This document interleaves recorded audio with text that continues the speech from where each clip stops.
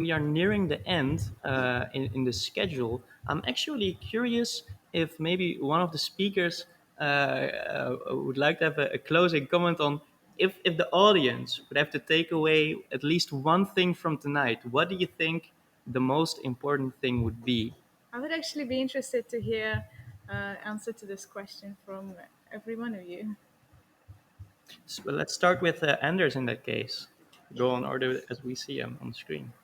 So I think my big message is the future is radically open.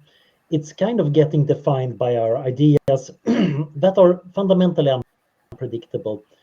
And if we can just keep the future open, I think we have an opportunity to make it truly grand.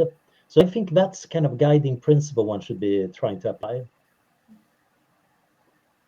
Thank you. Thank you. Peter, what do you think? Yeah, I'm the next in line.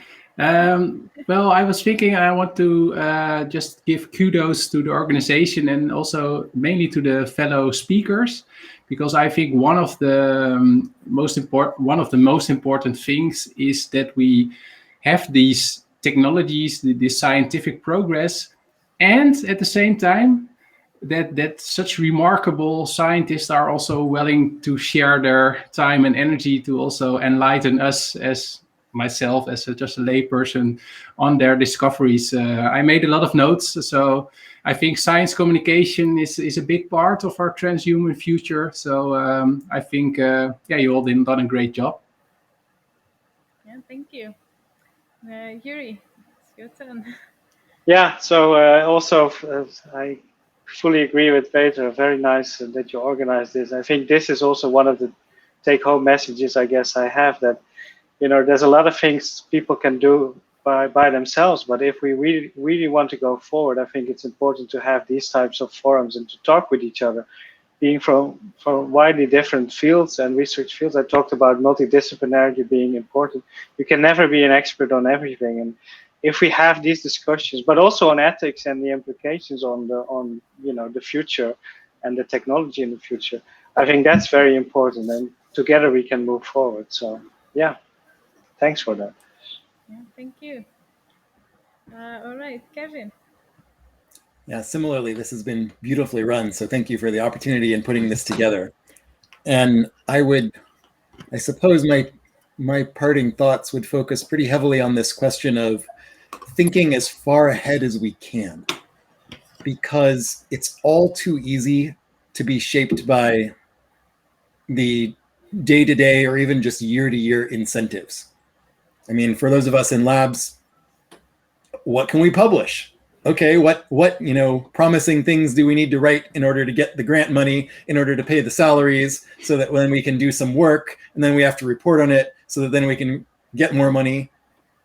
And that doesn't necessarily lead you to think about your longer term direction. What are we working towards? How are what we are doing going to help as many people as possible? And how are we even certain what help means?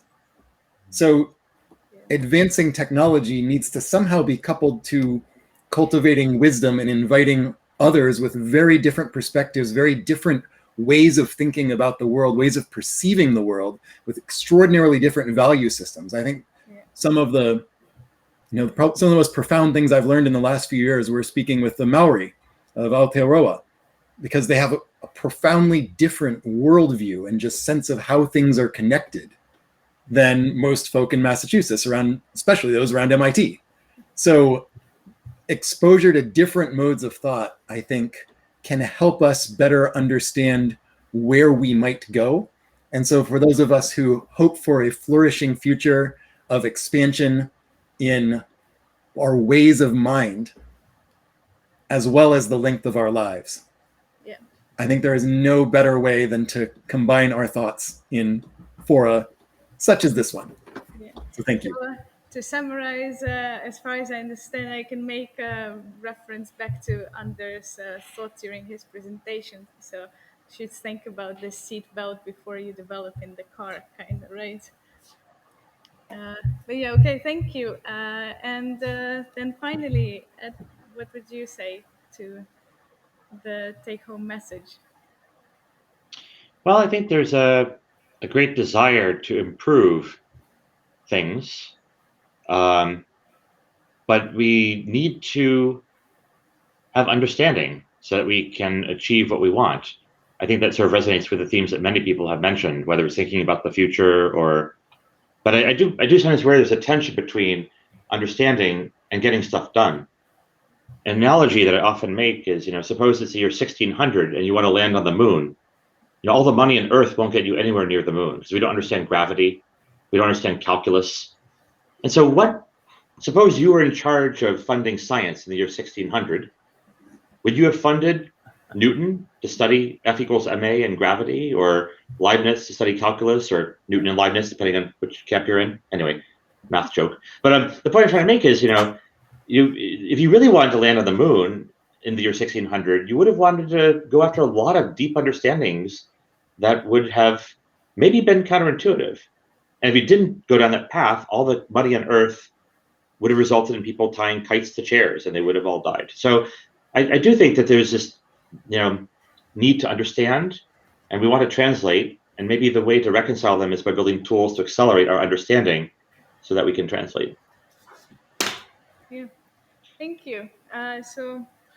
Yeah, thank you for sharing all your wisdom tonight. I think that goes for us, but also for all the attendees. Normally we would hear a large applause, but we can do this one. Our whole team applause here. Thank you. But I suppose this